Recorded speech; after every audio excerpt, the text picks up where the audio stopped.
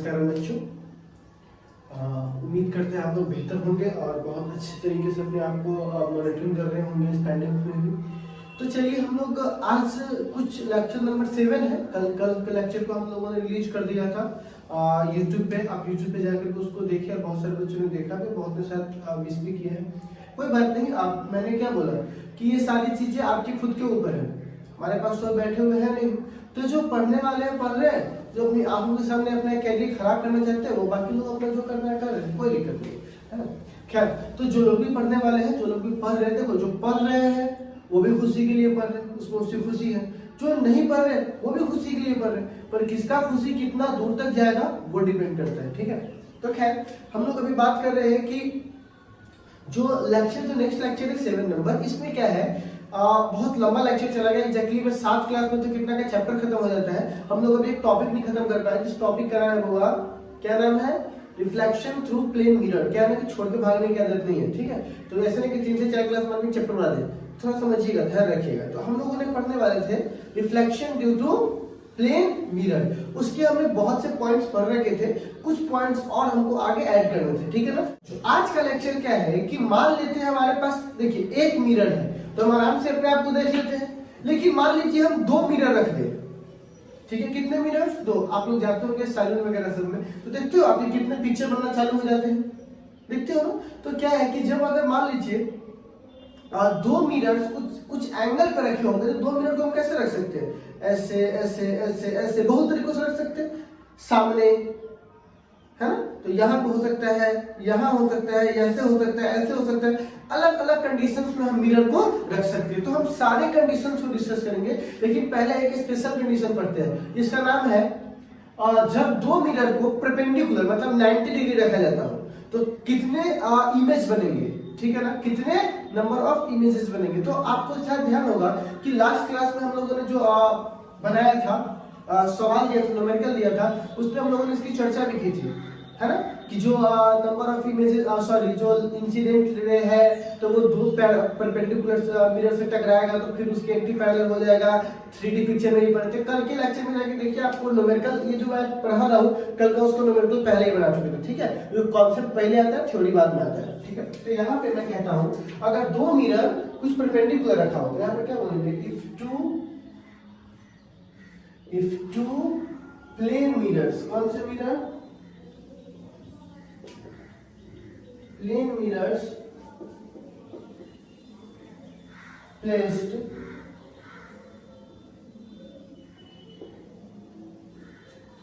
perpendicular to it, ठीक है ना, perpendicular to it, if 2 plane mirrors perpendicular to it। तो आप देखिएगा, तो आप perpendicular to, तो देखिएगा जरा ध्यान से, मैं इसको इस तरह बना देता हूँ, ठीक है। थोड़ा एडजस्ट कर दीजिए क्योंकि थोड़ा सा फीवर नहीं, इस वजह से आपको दिख रहा होगा थोड़ा सा, पर इसको एडजस्ट कर सकते हो तो कर दीजिए। देखिए, तो क्या है कि एक यहाँ से लाइट रे गया, ठीक है, तो यहाँ से क्या होगा, यहाँ जाएगा, ठीक, ये 90 डिग्री है, ठीक है, कितना है 90 डिग्री, है ना। अब फिर यहाँ से क्या होगा, वापस से चला जाएगा, ठीक है। तो आप देख रहे हो इसका नॉर्मल ये होगा, ठीक। तो आप यहाँ से कह सकते हो कि सर एक बात बताइए, ये जो इंसिडेंट रे है और ये इमर्जेंट रे है जो बाहर निकलता है, ये दोनों दूसरे क्या एंटी पैरेलल है, क्या है, एंटी पैरेलल है। ये बात तो हम लोगों ने कल न्यूमेरिकल में प्रूफ कर लिया था, और यहाँ फिर से लिखवा देते हैं, ठीक है ना। देन इंसिडेंट रे एंड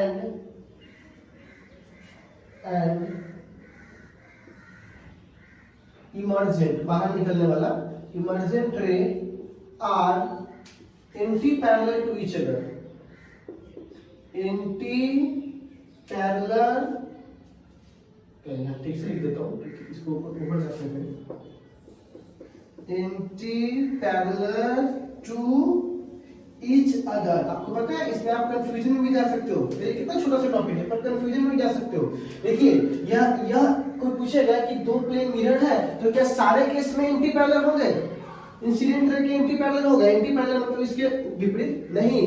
कब देख नहीं रहे हो, एक कितने मिरर है? 2 मिरर है, एक का नाम है M1 और एक का नाम है M2। अगर एक मिरर से एक ही बार लाइट रिफ्लेक्ट किया है तभी ये घटना होगा। अगर एक ही मिरर से 2 बार लाइट रिफ्लेक्ट कर गया तो ये नहीं होगा। तो क्या बोलेंगे कि इस पे एक कंडीशन क्या लिखेंगे? If reflection take place one from each mirror, प्रत्येक मिरर से कितना बार रिफ्लेक्शन हो? एक बार, तभी ये घटना क्या होगा। अब एक बात बताइए, ये परपेंडिकुलर 2D पिक्चर था, अगर ये 3D भी होता तो एक केस और बन देता हूं। कल इस पे मैंने सवाल भी दिया था आपको और मैंने कहा भी था कि इसको आगे डिस्कस करना है फर्दर। तो देखिए हुआ इस पे क्या है कि मान लीजिए 3 मिरर्स है, तो 3 मिरर्स वो भी क्या हुआ? मिरर कैसे है? प्लेन मिरर से है। तो मान लेते हैं 3D पिक्चर है तो बोर्ड पे तो बना नहीं सकता हूँ, तो मैं कुछ ऐसा कर देता हूँ, ठीक है। ये एग्जैक्टली मैं बाहर क्यों निकला हुआ है, ठीक है। तो मैं यहाँ पे कुछ बनाने की कोशिश करता हूँ, कैसे बनाऊँ जरा बताता हूँ। एक इसको मिरर मान लीजिए, ठीक है ना, एक मिरर, ठीक है वो।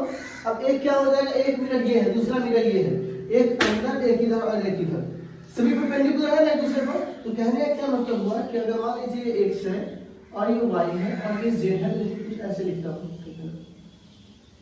ठीक, मान लीजिए ये पहला मिरर है, इस मिरर को M1 बोलेंगे, ठीक है। इसको क्या बोलेंगे? M2, क्योंकि ये बाहर को निकला हुआ। अच्छा, और तीसरा क्या हुआ? इसको बोलेंगे M3। ये भी इससे परपेंडिकुलर है, ये भी इससे परपेंडिकुलर है और ये भी इस पर क्या है? परपेंडिकुलर है। सभी क्या है? परपेंडिकुलर। कैसे रखा हुआ था पिक्चर में देख लीजिए, है ना, ऐसे रखा हुआ।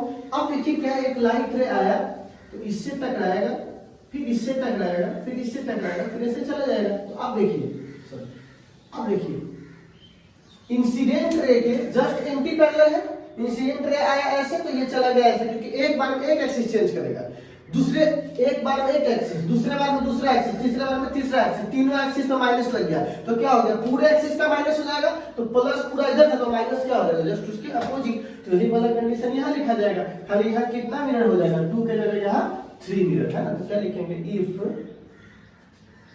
3 plane mirrors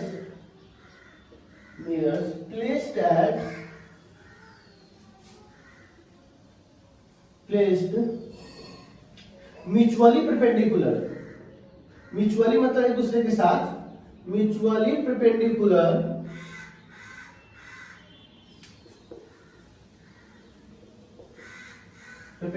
to each other, then emergent रे, कौन सा रे होगा? इमर्जेंट मतलब बाहर निकलने वाला। इमर्जेंट रे एंटी पैरेलल टू इंसिडेंट। किसके होगा? इंसिडेंट रे के। कौन से रे के बाबू? इंसिडेंट रे के, ठीक है। तो आप एक बार इसको नोट कर लीजिए, इसमें वही होगा, एक ही बार रिफ्लेक्शन होगा, ठीक है। फिर हम लोग फर्दर डिस्कस करते हैं नेक्स्ट टॉपिक पे। इसको कर लीजिए।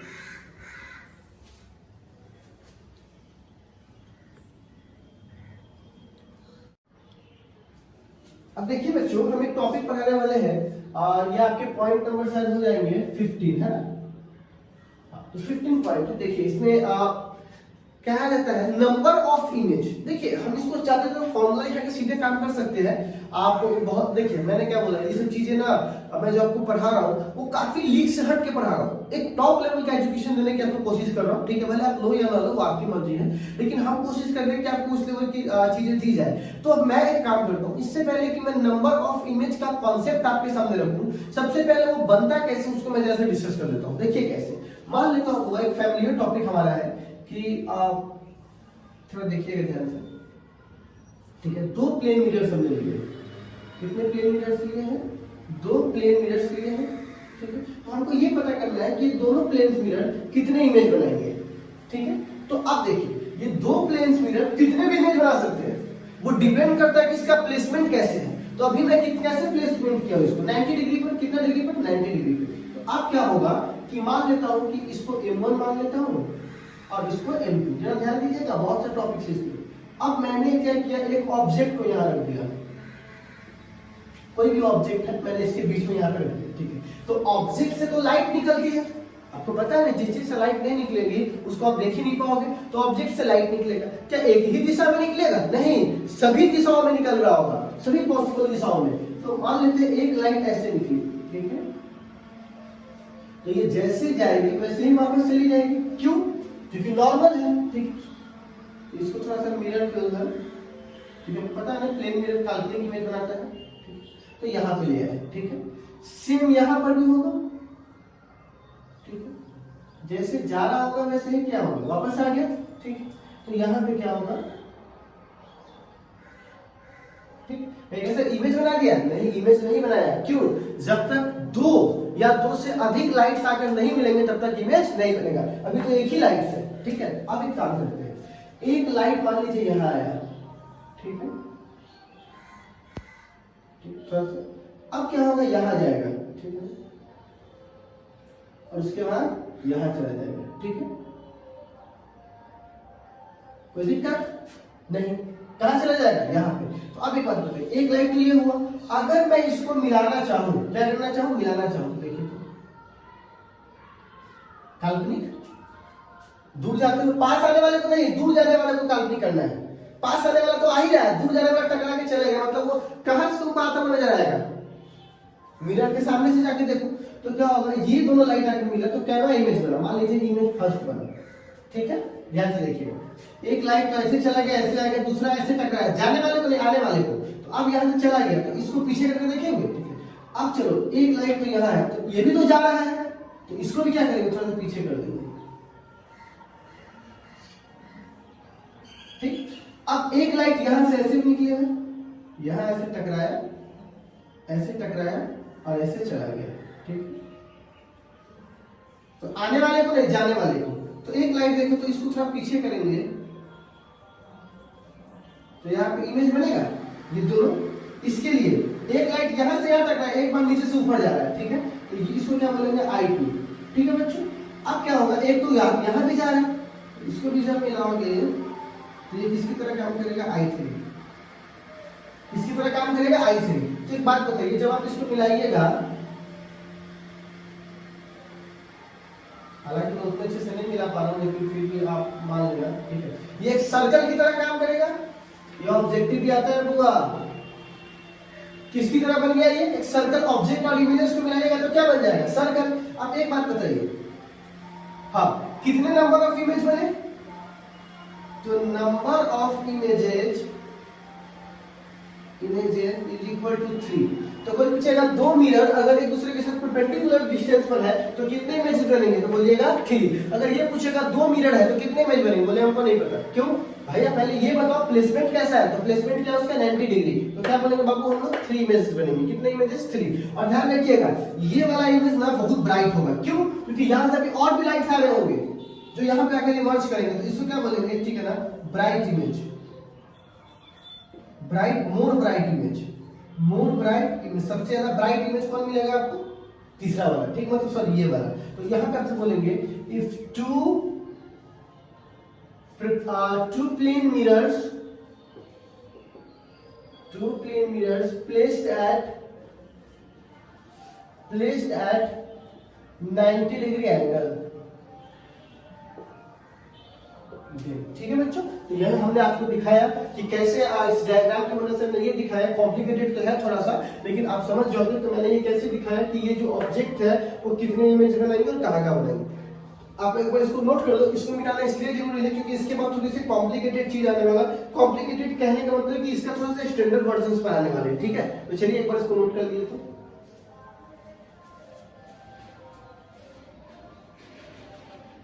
वह 16 के बाद हम लोग 17 नंबर पे आएंगे।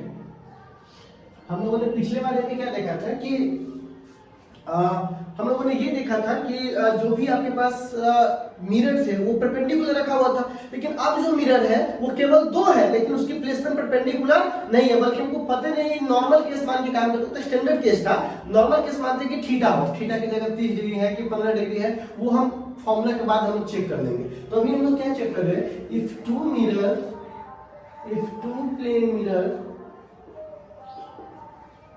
Plane mirrors placed at theta angle, कौन सा angle, theta angle then number of image, then number of image. ठीक है बच्चों, तो पहले एक बार ध्यान से देखिए, ये हमारे पास पहला मिरर है बच्चों, ध्यान से देखिएगा, सिंपल है और क्वेश्चन भी रहते हैं इससे। ये दूसरा मिरर है, इसका एंगल क्या मान लेते हैं, थीटा।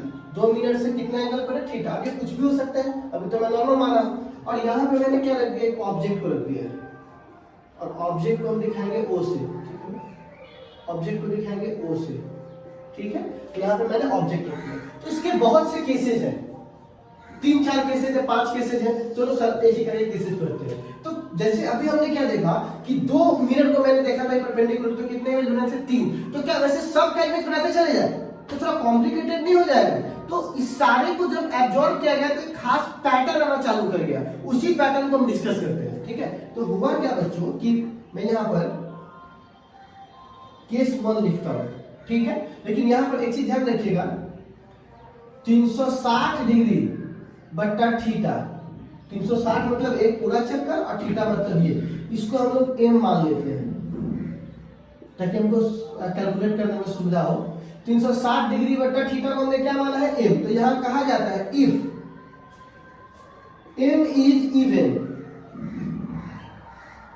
m मतलब कितना, 360 डिग्री बट्टा थीटा। तो जो भी यहाँ पे थीटा लिखा होगा तो क्या बोलेंगे, यदि m is even then number of images is, अगर n और यदि जो m है वो क्या है, इवन नंबर आ गया। इवन मतलब क्या, 2 4 6 8 10 मतलब ऐसा कुछ संख्या आ गया, तो आपको जो नंबर ऑफ इमेज होगा इज, तो मतलब n का मान आपको क्या लिखना पड़ेगा पता है, जितना m है ना उसमें से एक घटा दीजिएगा, मतलब एक वो इमेज आप घटा दीजिएगा। अगर इवन है तो कितना इमेज घटा दीजिएगा, एक इमेज को घटा दीजिएगा। एग्जांपल से मैं समझता हूं, मान लीजिए बच्चों एग्जांपल है, ठीक है ना, कि थीटा बराबर मान लीजिए, पहले मान लेता हूं कि मान लीजिए दो मिरर है और कितना डिग्री पे रखा हुआ है, 30 डिग्री पर।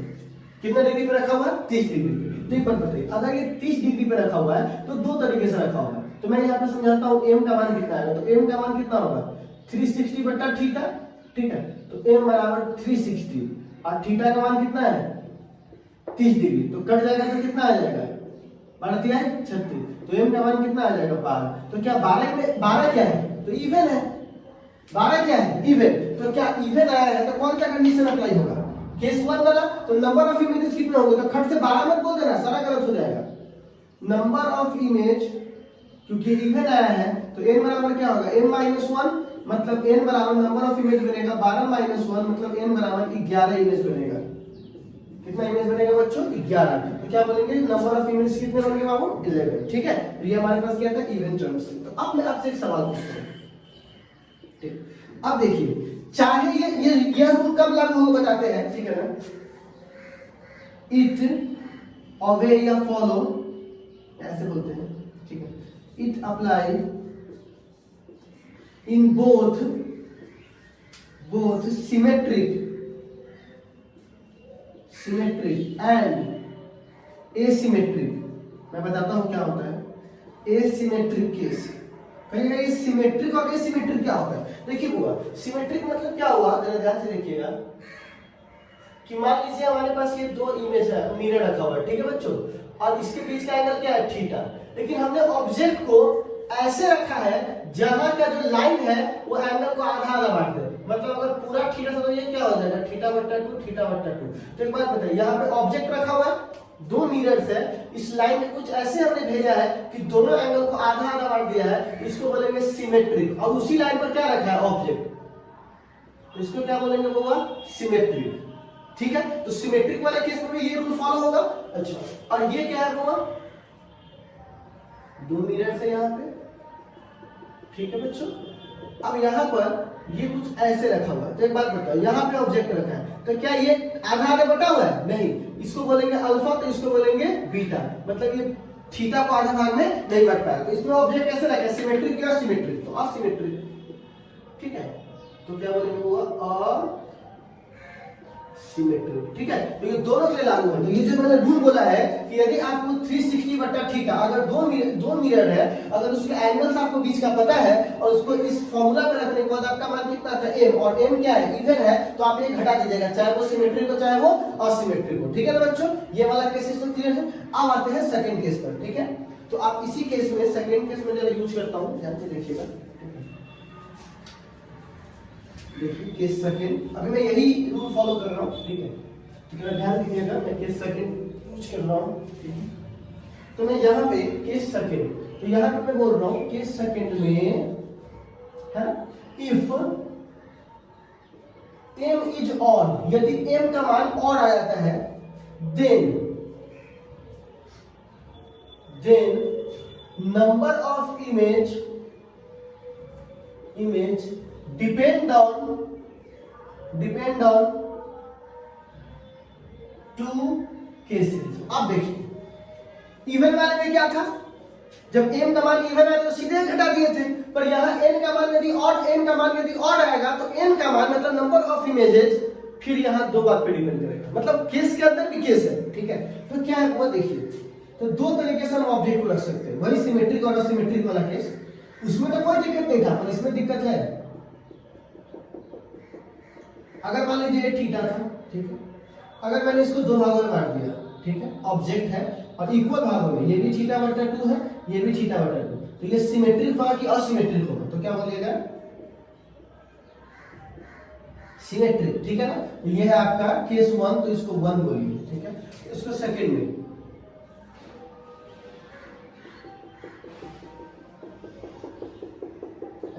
यहाँ देखिए, तो अगर मान लीजिए कि ये जो है वो सिमेट्रिक है कि असिमेट्रिक है, तो असिमेट्रिक होगा, तो बोलेंगे इसको ए सिमेट्रिक। तो अब सिमेट्रिक और एसिमेट्रिक वाला केसेस है। सिमेट्रिक वाले केस में क्या करेंगे, जो नंबर ऑफ इमेज होगा तो m-1 कर देंगे, मतलब इसको m में से एक घटा दीजिएगा, बिल्कुल इवन वाले की तरह।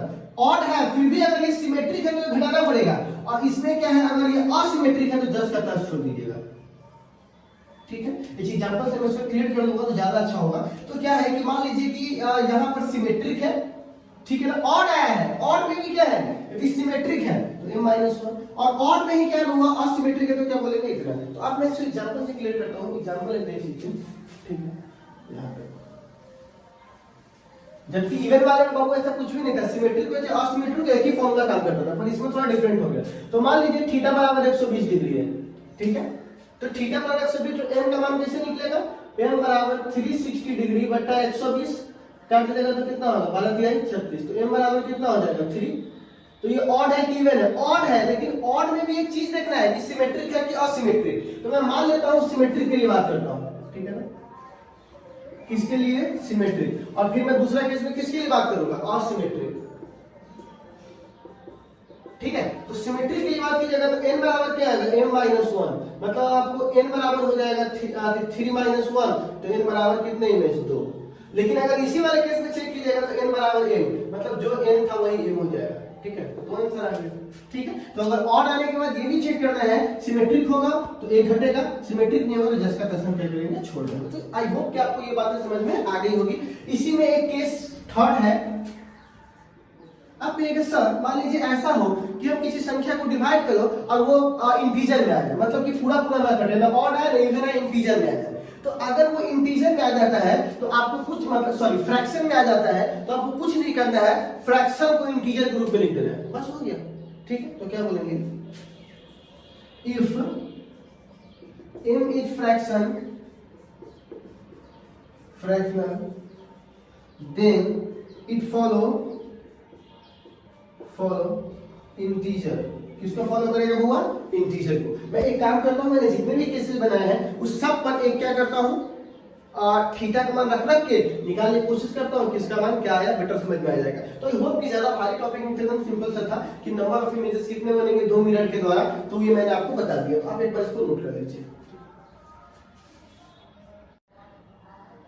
तो आप देख सकते हैं हमने क्या किया है, सीरियल नंबर है और मैंने एंगल अलग अलग लिए हैं, ठीक है। यदि मान लीजिए रखा हुआ है 0 डिग्री पे, 30 डिग्री पे, 45 डिग्री पे, 60 डिग्री पे, 72 डिग्री, 75 डिग्री, 90 डिग्री, 112, 105 और 120 डिग्री, ठीक है। तो अगर मैं सपोज करता हूँ कि 0 से काटूंगा तो 360/0 तो इन्फिनिटी आ जाएगा। तो अगर ये इन्फिनिटी आ जाएगा तो ये भी क्या आ जाएगा, इन्फिनिटी, ये भी क्या आ जाएगा, इन्फिनिटी। तो ऐसा आप देखते भी होंगे कि जब दो मिरर हो, क्या होगा वो, अगर दो मिरर हो और क्या होगा, अगर पैरेलल रखा हुआ है तो अनंत इमेज बनते हैं। कैसे इमेज बनते हैं, अनंत, ठीक है। अब एक बात बताइए, जरा से ध्यान दीजिएगा। अब 30 डिग्री है, ठीक है, तो 30 डिग्री में क्या होगा, तो 320 को 30 से काटेगा तो 12 आएगा। तो 12 इवन है कि ऑड है, तो 12 इवन है। तो इवन के लिए क्या होता है, सिमेट्रिक हो चाहे असिमेट्रिक हो, वो घट जाता है। नहीं बताया था इवन होगा तो क्या होगा, अगर ये इवन होगा तो कौन सा रूल काम करेगा, a-1। अभी तो बताया था रूल नंबर फर्स्ट में। तो यहाँ पर क्या हो जाएगा, 11 हो जाएगा। यहाँ पर भी क्या हो जाएगा, 11, क्योंकि चाहे इवन रहता है ना, तो चाहे सिमेट्रिक हो चाहे असिमेट्रिक का बात बराबर होगा, ठीक है। ये भी क्या है, इवन, तो यहाँ भी क्या हो जाएगा 7, क्योंकि वो घट जाता है और सिमेट्रिक और असिमेट्रिक दोनों के लिए बराबर होता है। ऑड आएगा तब सोचना, ठीक है। अब ये 6, ये भी क्या है, वो 5, ये भी 5, क्योंकि ये घट जाता है, ये -1, ये 5 है, ये ऑड है। तो देखो वो ऑड है, तो ऑड में असिमेट्रिक के लिए क्या होता है, 10 का 10, लेकिन सिमेट्रिक के लिए क्या होता है, क्योंकि ऑड है ना, ऑड। और इसमें क्या होता है, एक घट जाता है। अभी तो बताए थे, अगर ऑड होगा और सिमेट्रिक होगा तो वो घट जाएगा, ऑड होगा और सिमेट्रिक होगा तो 10 का 10। तो अब देखिए 4.8 फ्रैक्शन आ गया। तो मैंने क्या बोला था, इंटीजर को चुनिए, तो सीधे 4 लिख दीजिए। क्या लिख दीजिए, 4, क्योंकि 4 क्या है, ऑड है कि इवन, इवन है। तो सिमेट्रिक को चाहे, सॉरी ऑड है, माफ कीजिएगा, इवन है। तो सिमेट्रिक को चाहे असिमेट्रिक को 4 क्या रहेगा, 4 ही रहेगा, ठीक है। अच्छा अब ये देखिए तो क्या है, 4, तो 4 के लिए यहाँ कितना हो जाएगा, 3, और यहाँ पे कितना रहेगा, 3। आपको शायद नहीं याद होगा, मैंने इस टॉपिक को चालू करने से पहले एक पॉइंट पढ़ा दिया था कि अगर दो प्लेन मिरर अगर 90 डिग्री के एंगल पर हो तो कितने इमेज बनते हैं, 3। अभी बता देते हैं प्रूफ करके और रे डायग्राम पार करके। तो मैंने वहां जानबूझ के दे दिया था कि आपको ऐसा कॉन्सेप्ट आ जाए। मैं ये भी पढ़ा सकता था, पर उसको पहले पढ़ाने के रे डायग्राम से भी एक बार क्या करो, समझ लो, ठीक है। तो ये कितने आ गए, 3। अच्छा अब ये 3.2 है, इसको 3 लिख सकते हैं, बिल्कुल। क्या लिख सकते हैं, 3। तो सिमेट्रिक के लिए 3, असिमेट्रिक के लिए 3 है। तो सिमेट्रिक के लिए कितने हो जाएंगे, 2, क्योंकि ये ऑड है और ऑड क्या हो जाता है सिमेट्रिक के लिए, 2। अच्छा अब 120 है, 3, तो इसका तो बताइए दिए, इससे कितना हो जाएगा, 3 का 3, लेकिन यहाँ पे कितना हो जाएगा, 2, क्योंकि सिमेट्रिक और असिमेट्रिक में ऑड में क्या होता है, डिफरेंट। असिमेट्रिक में क्या होता है, जैसे वैसे रह जाता है, और सिमेट्रिक में घट जाता है, ठीक है। तो ये हमारे पास क्या था, एक चार्ट था, एक डायग्राम था। आप खुद से भी इसको बनाकर चेक कर लीजिए, तीनों लॉ क्या हो जाएंगे, इस पर सेटिस्फाइड हो जाएंगे, ठीक है। अब हमारा एक सवाल था, किसी एग्जांपल से पूछते, बिल्कुल एग्जांपल है, देखिएगा ध्यान से। एक बहुत अच्छा खिलौना है, ये ऐसा वाला टाइप का होगा, ये आपको दिखाई देगा, ये आपको अमेज़न पे मिल जाएगा, यहाँ देख लीजिए। और मुझे उम्मीद है कि जो ही बच्चे उनको एक बार इसको जरूर खरीदेंगे, खरीद लीजिए और देखिए, बहुत खूबसूरत लगेगा। तो मोबाइल से बाहर आकर देखिए, इसमें प्रैक्टिकल जीवन में देखिए कैसा दिखता है, तो बहुत खूबसूरत दिखेगा। प्लीज इसको ऑर्डर करके खरीद लीजिए। इससे मेरा कोई कनेक्शन नहीं है, ऐसा नहीं कि इसका कुछ फायदा मुझे मिलने वाला है, ठीक है। ये आप ही के लिए होगा, थोड़ा सा दिमाग क्या होगा, ब्रॉड होगा, ठीक है। अब इसकी जो कार्यशैली है, इसका डेफिनेशन है, तो मैं वीडियो चलाता हूं ताकि आप प्रैक्टिकल में ज्यादा अच्छे से सीख पाओगे, ठीक है। कोई पूछेगा इसका डेफिनेशन क्या है, तो बोलिएगा जब प्लेन मिरर्स को सही रूप से अरेंज करते हैं और उसमें कोई कलरफुल ऑब्जेक्ट डालते हैं, उससे जो पैटर्न बनता है उसी को कहते हैं, ठीक है। तो क्या कीजिएगा, वो इस वीडियो को देख लीजिए, इसको नोट कर लीजिएगा, और आई होप कि आपको आज की क्लास अच्छे से समझ में आई होगी। तो आज के लिए बस इतना है, फिर मिलते हैं कल, ठीक है। लेकिन कल, हाँ एक बात और, कल जो हम लोग आएंगे तो एक चीज ध्यान रखेंगे कि कल हमारा जो टॉपिक होगा वो प्लेन मिरर खत्म हो चुका होगा। कल हम लोग बात करेंगे किस पर बोलिए, कर्व मिरर पे, स्फेरिकल मिरर, कॉनकेव और कॉन्वेक्स, ठीक है। तो कल हमारी क्लासेस में वो होगी, और आज आपका डीएनए क्या हो जाएगा, शाम तक आपके टेलीग्राम चैनल पर आ जाएगा। तो होप कि आप एंजॉय करोगे लेक्चर को। आज के लिए बस इतना ही, फिर मिलते हैं कल। What is a kaleidoscope? It is a tube containing mirrors and pieces of colored glass and pebbles. As the viewer looks into one end, light entering the other end creates a colorful pattern due to the reflection of the mirrors when rotated. Let us perform an activity to make a kaleidoscope. Get 3 strips of plain mirrors and join them together to form a prism. Fix them in a circular cardboard tube. A cardboard disc should close one end of the tube. Pierce a hole in the center of this cardboard through which we can see. Paste a piece of transparent plastic sheet under the cardboard disc. At the other end, touching the mirrors, fix a circular plain glass plate. Place on this glass plate several small pieces of colored glass and close this end of the tube by a ground glass plate. Now look through the peephole in a well-lit area and rotate the kaleidoscope to view from the hole in the cardboard disc a variety of beautiful colorful patterns in the tube.